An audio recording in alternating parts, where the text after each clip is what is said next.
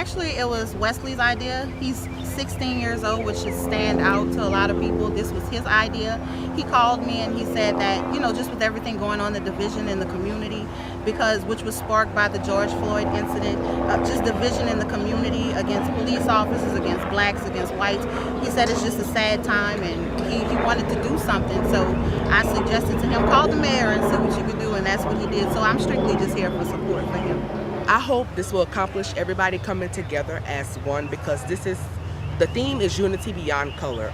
It doesn't matter if you're Asian, it doesn't matter if you're Mexican, black, white, whatever race you are. It's just us coming together as one, as a whole, as one body, not only in Morgan City, Louisiana, but in the United States of America. Unity is the state of being united or joined as a whole. Beyond color, it doesn't matter if you're black, white, Native American, Asian people, Hispanic and Latino, Mexican, Jewish people, Puerto Ricans, European Americans, just to name a few. American civil rights activist Dr. Martin Luther King Jr., during the March for Jobs and Freedom on August 28, 1963, in which he called for an economic right and to end racism in the United States. He stated in his speech that I have a dream that one day my 4 little children will one day live in a nation where they will not be judged by the color of their skin, but by the content of their character. We all must come together as one. Unity is strength. When there is teamwork and collaboration, wonderful things can be achieved. Not only in Morgan City, but around the United States of America. The day we come together as a whole, we will be able to sing this song with a new meaning, a new attitude, and I'm going to sing it. My country, 'tis of thee, sweet land of liberty, of thee I sing.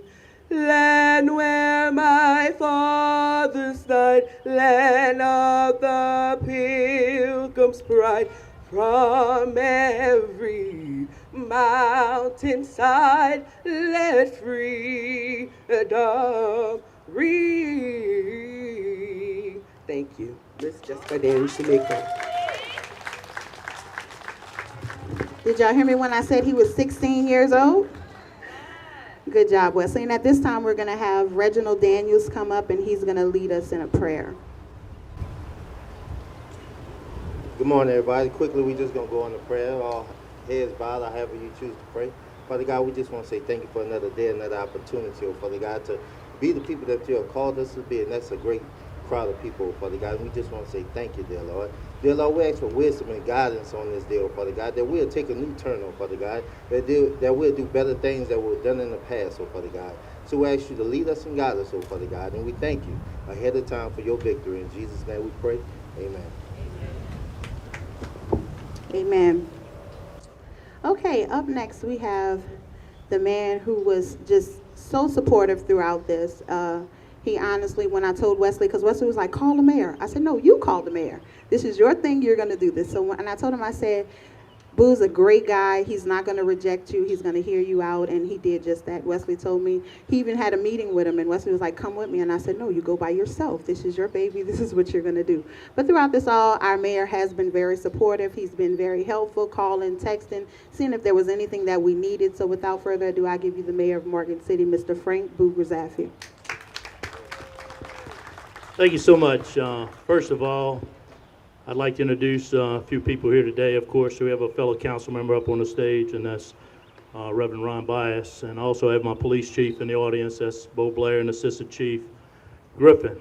We've been taking part in many of these events, just trying to be part of the answer, part of the solution. You know, as the mayor of Morgan City, my job is to represent the people of this city. We've been having some in-depth conversation on how we can make a difference. I know what the national scene looks like. I can't control that, but what we can control is our local politics and locally how we're doing things. So we're reviewing everything with the city police as far as policies, tactical policies, regular policies, what's already on the books, what's not on the books. How can we make a difference in our community? We hear loud and clear. It's comfortable just not to do anything and just wait for it to go away. It's uncomfortable to get up here and speak about it. I'm here to speak about it. I have 6 months left on my term, and I'm going to dedicate that last 6 months working closely with the chief of police to make a difference on how we police our community, how we do things here in the city. We're going to lead by example, try to set the tone for our entire parish. With that being said, it's a great event. I know Wesley from elementary school. He was a singing kid. He's growing up. He came to City Hall. He met with me and the chief of police. He sat there professionally, set up an itinerary, had a plan. I said, I'm going to be part of it. So we did our part to be here today. So it's a great event for our community. This is not a racial type of event. This is an event about what's right and what's wrong, and we're looking to do the right thing here in Morgan City. So I appreciate your attendance. Thank you, Mayor. And having said that, without further ado, up next we have a poem that's going to be read by Miss India Bennett.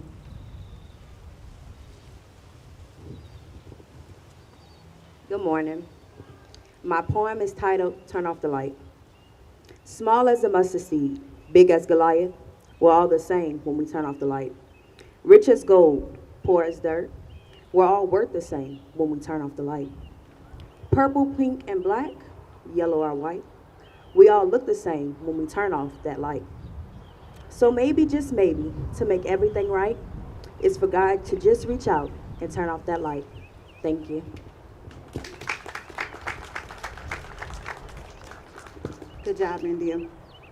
Just to let you know, those who are here on the program today, these are just citizens in the community who knew about what was going on and they wanted to be a part of it. Later on, we will have the opportunity for those of you who might have questions or might have something that you want to say openly. We will give that time so that you can do that.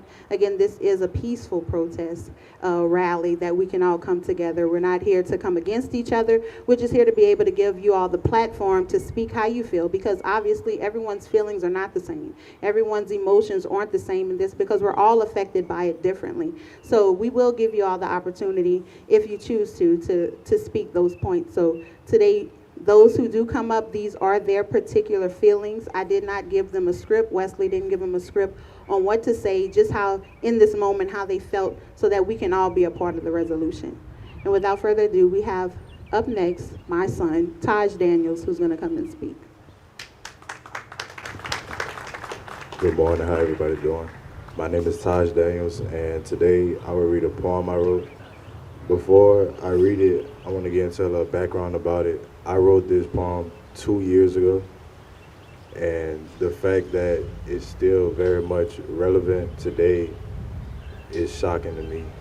I thought that we as a community should be further along than where we are right now, and I believe that in order to get where we want to be, it starts in the community.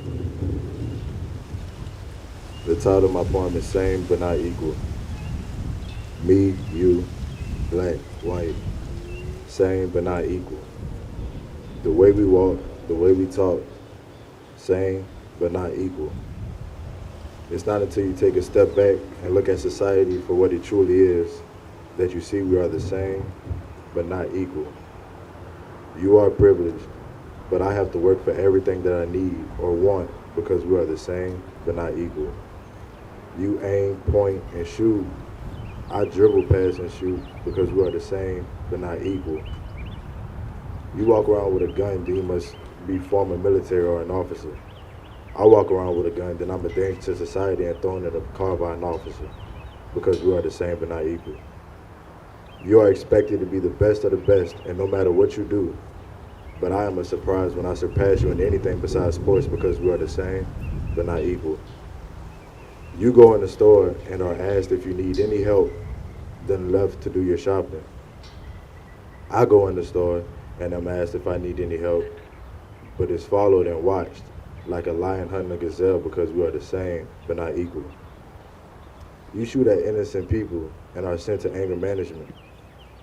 I shoot to stop my daughter from being raped and am sent to prison where my life is under new management because we are the same but not equal. You form a group to stand up for what you believe in and are labeled as a support group. I form a group to stand up for what I believe in, and I'm labeled as a violent activist group because we are the same but not equal. We both get interviewed for the same job, and my resume just slightly holds more weight than yours, but you are given a job because you seem like a better fit. because we are the same but not equal.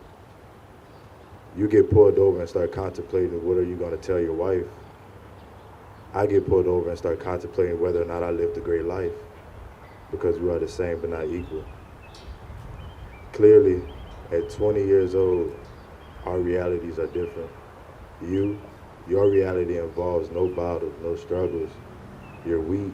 My reality involves constant fights to enjoy the simple things in life, like being alive. I am strong. We are both human, but not equal.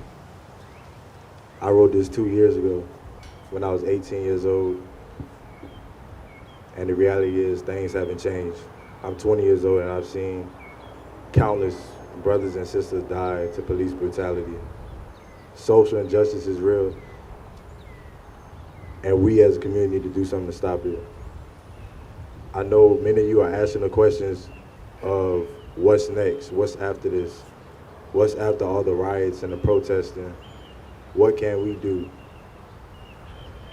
Well, me and 3 of my friends, close brothers that I've grown up with since I was a little kid, we formed a group called The Roots to Brotherhood. And our group, what we want to do is we want to take all the youth in the community and build them up. We want to teach them the right way to do things. We want to make sure they're educated on their rights. We want to be that person in their life if they don't have a person in their life. We want to be their mentor. And up on the stage with me today, I have a few members of the group, and one by one they'll come up and introduce themselves.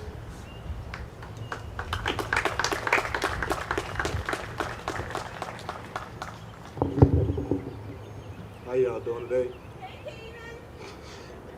As most of you know, I'm Keenan Jones, from Tri-City native. And like you were saying, our group, the Roots of Brotherhood, it's just not for like, it's really a group that's targeted towards our younger generation. And like you was just saying, our young generation does not have guidance in this area. So we want to get this group together so like we can have guide, mentors, and everything for our younger generation and our youth. Oh, my bad. So the group is basically to go and mentor and really just like let all the youth know that there is other ways out and they can make a change.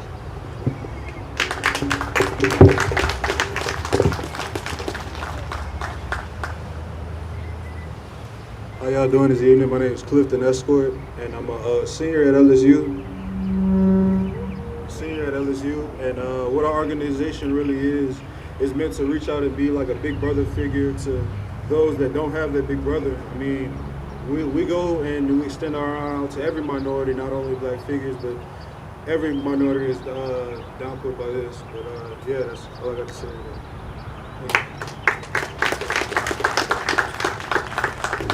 And our 4th member is Makai Richard.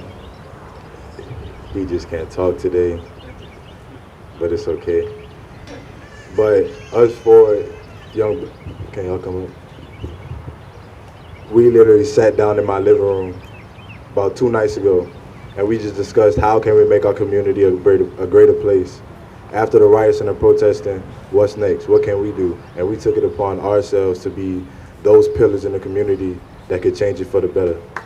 So our mission statement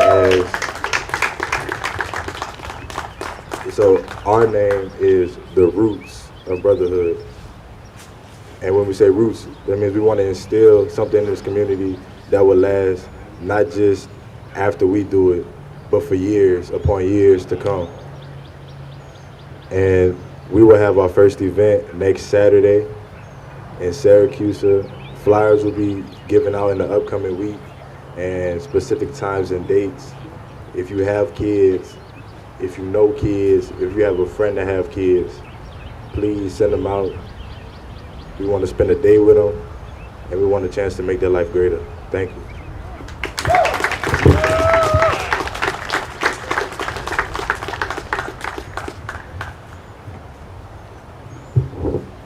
Good job. Again, it doesn't just stop here today. A lot of you may know these four young men, and they're all successful in their own entities. They're all in college. They're all doing things in their lives. And when they gave it to me and said that they wanted to help beyond this, they wanted to, because they're like, everybody, what? After a rally, then what? What's going to change when we leave here?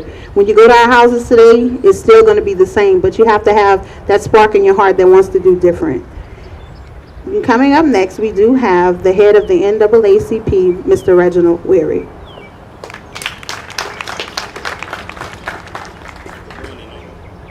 Hear me? Good morning. First, let me give accolades to Mr. Wesley. He did call, as I guess he called several people, and similar to what Miss Jessica told him, said, "Man, run with it. We're here to support you in anything that you do, and make sure that this next generation is prepared to take on the fight." So today, we're here to address another problem, or the same problem another time. The problems that the African American community is facing on the constant systemic racism, police brutality, and inequality. We know what the problems are. Now what's the solution? This roots group behind me, this is something that's been going on for decades, centuries. But it's good to see that the young people are stepping up and actually taking the baton. They are stepping up and making sure that their kids don't have to go through what our kids did. Now, I want to quote a little passage from Dr. King's speech, I Have a Dream speech. This marvelous new militancy that has engulfed the Negro community must not lead us to a distrust of all white people. For many of our white brethren, as evident by their presence here today, have come to realize that their destiny is tied to our destiny. They've come to realize that their freedom is inexplicably bound by our freedom. We cannot walk alone. But as we walk, we must continue to march forward.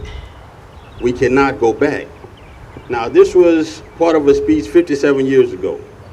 At that time, Dr. King was fighting inequality. 55 years ago, this year, he was in Selma, Alabama, and it hit me like Thursday night. I was watching Selma. And that's the same thing we're dealing with right now. Now, I wasn't alive 55 years ago, but I've lived through this my entire life. I have daughters, I have nephews, I have nieces, I have people in the community that I don't want to see this happen to going forward. So how do we fix this? Right here, right now, what is the solution? I have one. As Dr. King said, we can't go back. We must continue to march forward. We must continue this evolution. We must continue this revolution, that is sparked now. Now, 55 years ago, Jimmy Lee Curtis got killed at Selma. Everything was televised when they did the march. So what has ignited us now? These phones. These issues that have been going on for centuries but have not been recorded. So now, going forward, the revolution will be televised. We all have the opportunity to lift our voices. We all have an opportunity to do what we need to do to make sure that this does not continue to happen. And now is the prime time. Look around you. It's not just black people that are feeling the history and the misery that we have felt. It's white folks as well. It's people of all ethnicities coming together to help us to achieve something that we shouldn't even have to fight for. The Constitution gives us the right. It's in the Constitution. All men are created equal, but all men have not been created equal. I have not been treated equal for centuries. The time is now.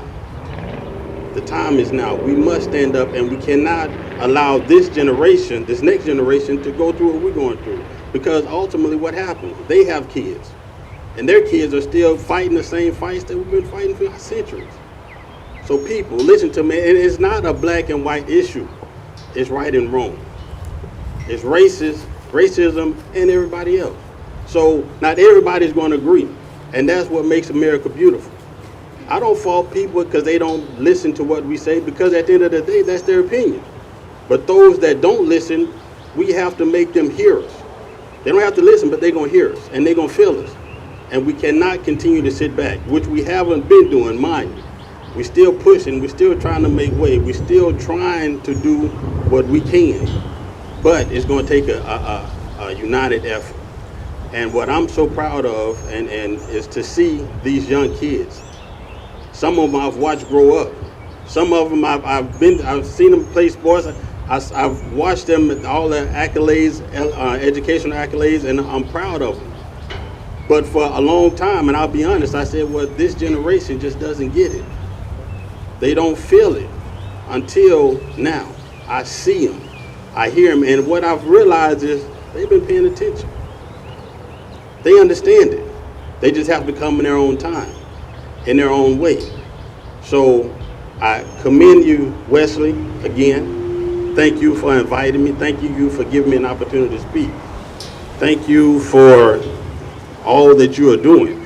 Now, going forward, what's the next step? Next week, the Roots are doing something. The week after that, what? The week after that, what? The week after that. We can't stop now. We have to keep pushing. And if anybody needs any assistance with anything, the NAACP of St. Mary Parish will be here. Our core value is fighting for injustice and inequality. One thing, I'm gonna say this and I'm gonna leave. The main way to fight systemic racism, police brutality, injustice is to elect people that share our views. So it does nothing for us to come and protest if we don't go vote. So I looked at the president's slogan, MAGA, Make America Great Again. But what I've realized is what he's actually doing is making America grieve again. Right now, there's so many of us that are down. There's so many of us that are going through issues. There's so many of us that are fighting, and we feel like we're back in the civil rights era. So what he has ultimately done is taken us back decades. We have to put people in these positions that are going to do right by everybody. Now, I'm not up here telling you who to vote for, who not to vote for, but what you must do is vote. You have to. All you young guys, make sure you register. Everybody 18 and above, register. Vote. Your voice is your vote. Let your voices be heard November 3rd. And if you have not registered, get with me. We will have some packets out to make sure that we get everybody that's able and registered. Make sure we get you to the polls in November 3rd. Thank you.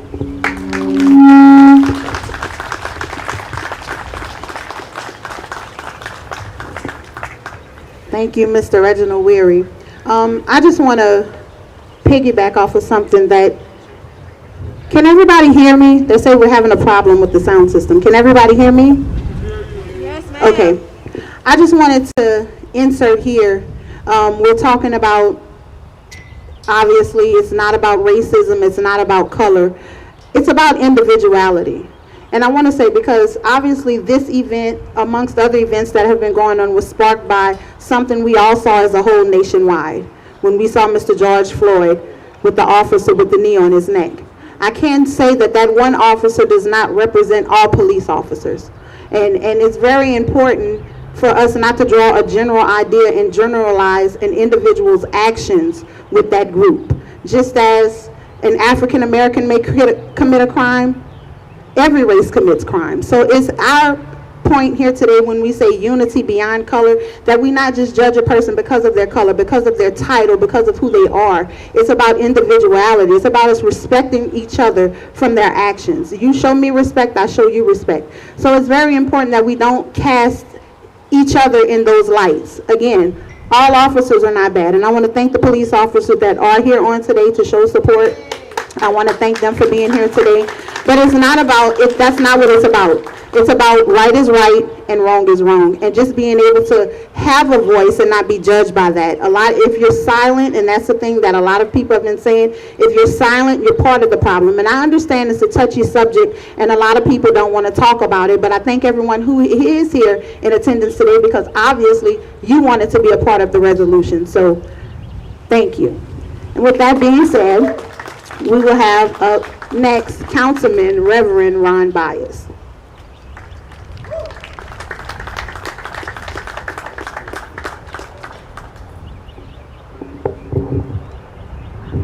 Can you hear me? Can you hear me? Yes, sir. Can you hear me? Yes, sir. That is part of the problem in the United States of America.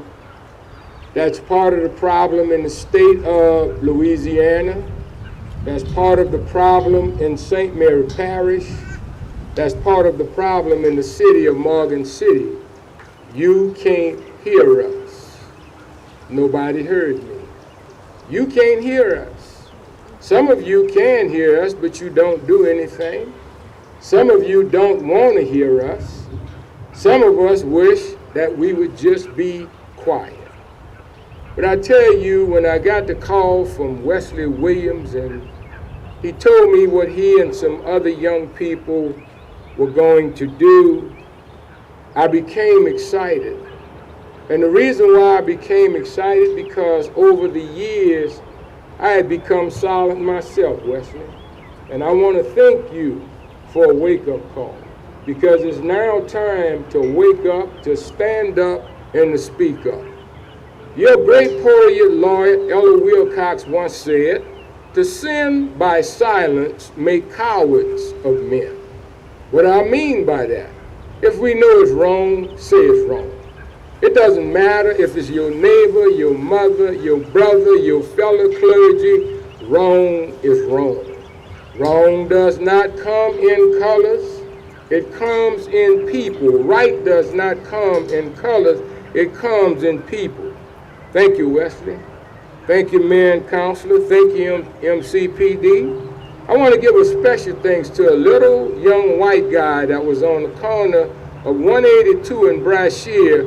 He was in a wheelchair, but he was standing up because he knew that there's a problem. He knew that there's social injustice that exists in his community, and not only in his community, but around the world. I want to thank the little girl from Berwick. I think she was only about 2 years old. She was holding her sign protesting against social injustice. She was standing up. I also want to thank Miss Jo Olivier, the daughter of Mr. Robert Levine, who was a Morgan City employee for years and years and years. She came up to me and she said, "Reverend, you know what? I really want to understand."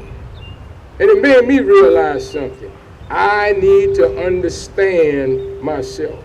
It made me realize that not me, not you, but we all have a tremendous amount of work to do if we're going to see America be great. Not great again, but be great. America has always been great. It's great now. And we have to live up to the creed of a great nation. I can't breathe. And the reason why I can't breathe, because for 67.5 years, you don't hear me. For 810 months, you don't hear me. For 3,522 weeks, you don't hear me.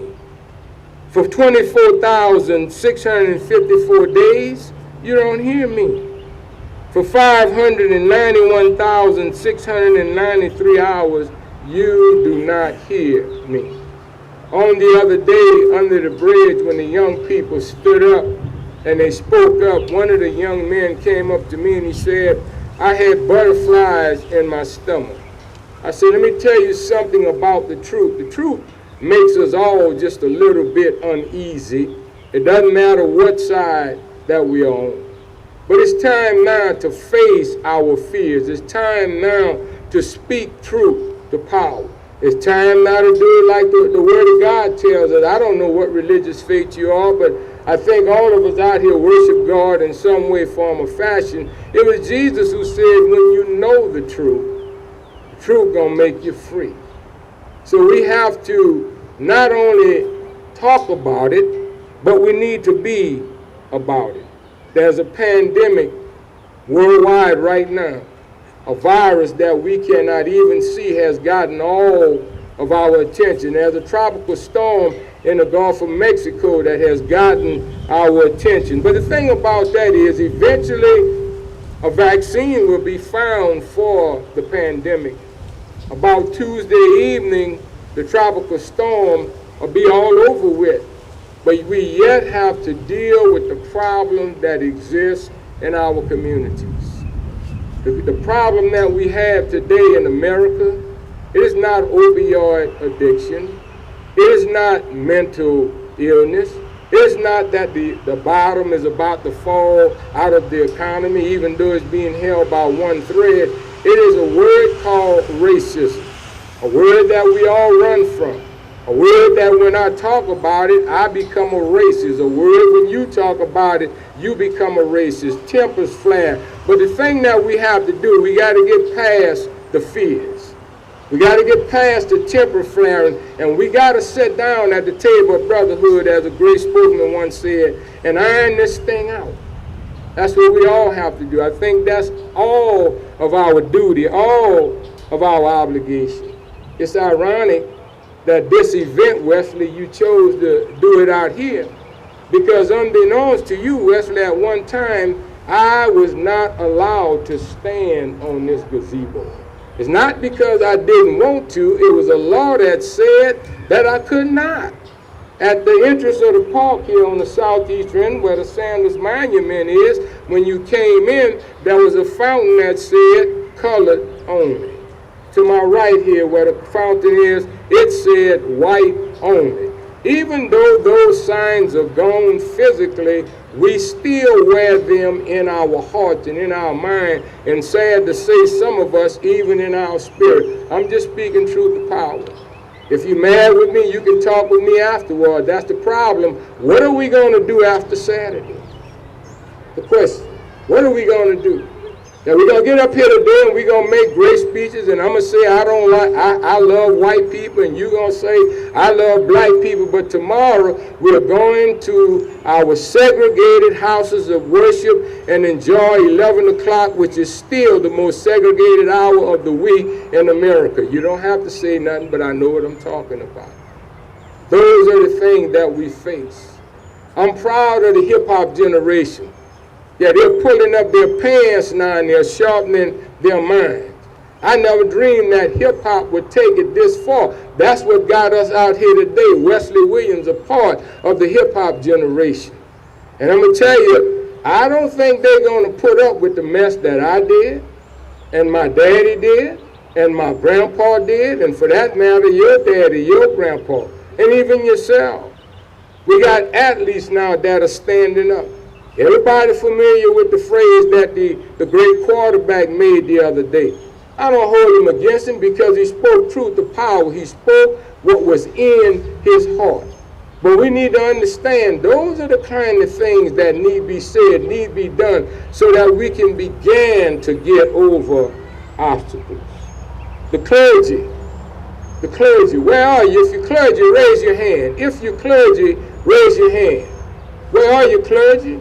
Where are my rabbis? Where are my prophets? Where are my pastors? Where are those who believe that it is in God all things are possible? Where are they? Ironic that you called this meeting in the park, Wesley, because it was across the street in the old Opera House Theater where we used to go to the movies, and we had to sit in the top because we couldn't sit at the bottom. Whereas if a fire would have broke out, we would have died up there because we wouldn't have been able to get out.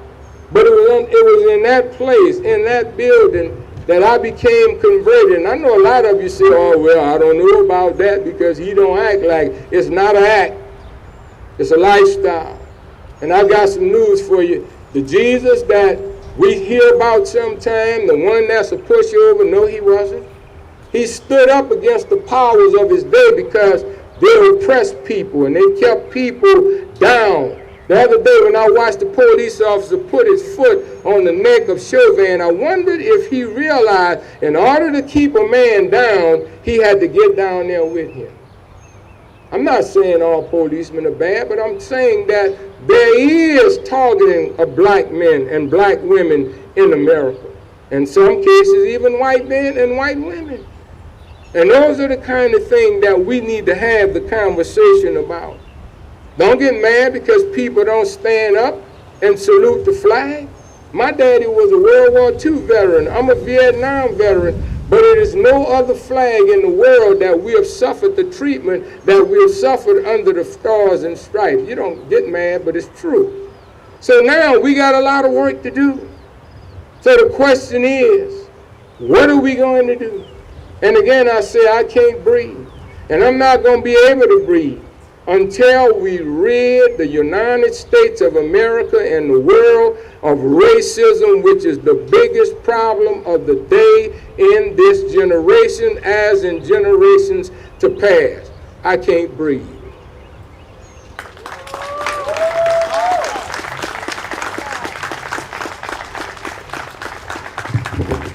Thank you, Councilman Byers. At this point, that is actually everyone who we had on our program for today, but we did want to open the mic to those out there who feel like they want to speak. Obviously, everyone out here does have a particular position on what's going on, because you wouldn't be out here. So at this time, and we ask that everyone limit it to 2 minutes. If you did have something to say, you can come up and speak.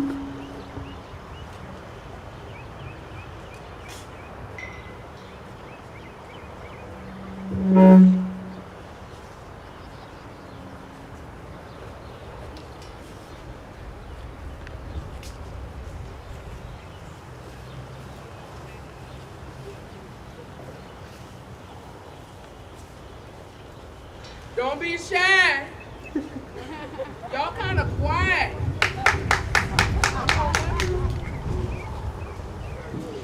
While we're waiting for them to come, I just want to put it out there before people do start to leave. If you turn around, you can see that Morgan City Police tent that they came out and set up themselves. We do have refreshments under the tent. They are free. We have hot dogs, water, chips, cookies. Please at least take a bag, y'all. We prepared almost 200 lunches, so just please at least take that. But this won't be the end. I know there are some behind me that do want to come up and speak. And then after that, Mr. Reginald Weary will come back up to close us out with something that we want to do in unity.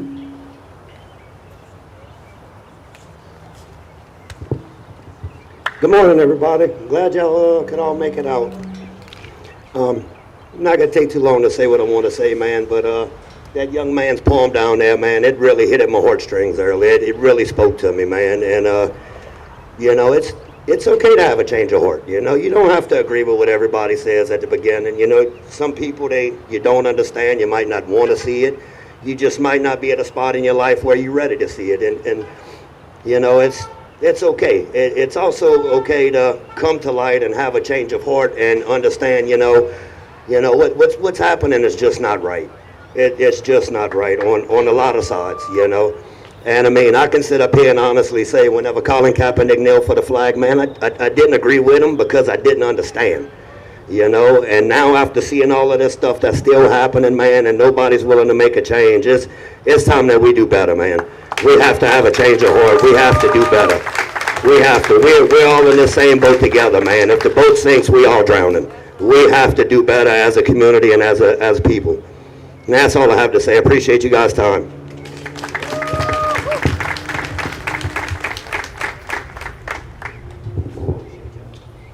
How y'all doing? First of all, I just want to say my name's Deontay Harris. If everybody didn't know, everybody call me DD. And I want to say I'm glad for everybody who's supporting, but I got a little small message I want to say. First of all, they're sugarcoating everything. What's really real is that real police brutality, that's what we're really here for the protest. Police brutality and racism, you know. I mean, there are some things that people might disagree and agree on, but the real reason I'm here is because police brutality and racism, you know. I understand we have black people, but all black people are not the same too. They have black people that have been raised different ways. Like me, we all equal though, don't get me wrong, but we went through the same struggle. We didn't go through the same struggle. We went through different phases. While my mama probably was working 2 jobs, I was selling drugs trying to make sure she kept up with her rent, you know? And guess what? I've been harassed and kept getting harassed, okay? And not to offend those young guys, and I love what they said, all of them said, but just like I said, we're all equal, but they never went through the same struggle as another black person, you know? I can go walk in the store, you hear me, and I'm going to get looked at. Or I might have a police waiting outside for me just to wait to follow my car, you know. Of course, you have these young guys, you know, they're well respected, you know, good kids, don't get me wrong, good young men, you know what I'm saying? So, with that being said, I feel like this message is for police brutality and it's for racism, you know. Everything that, all right, y'all have officers that's here, that's providing, that's been here for support. I respect that, most definitely. But you have officers that's not here because guess what? They don't want to hear that. They don't want to listen to that. The real police that's here, that's the real supporters. The ones that's not here, that's the ones that don't want to support us and be here. The black community, I really feel like there was supposed to be more. But I love it when it's mixed, because guess what? That shows a lot. That shows who really real. That shows who's really supporting who. And like I said, it's always about police brutality and racism, you know? And I'm going to keep protesting until some people obviously get that into their heads, because some people got a lack of understanding, not to offend anyone, but guess what? That's just how it is, y'all. I love all y'all, and I thank y'all for the support.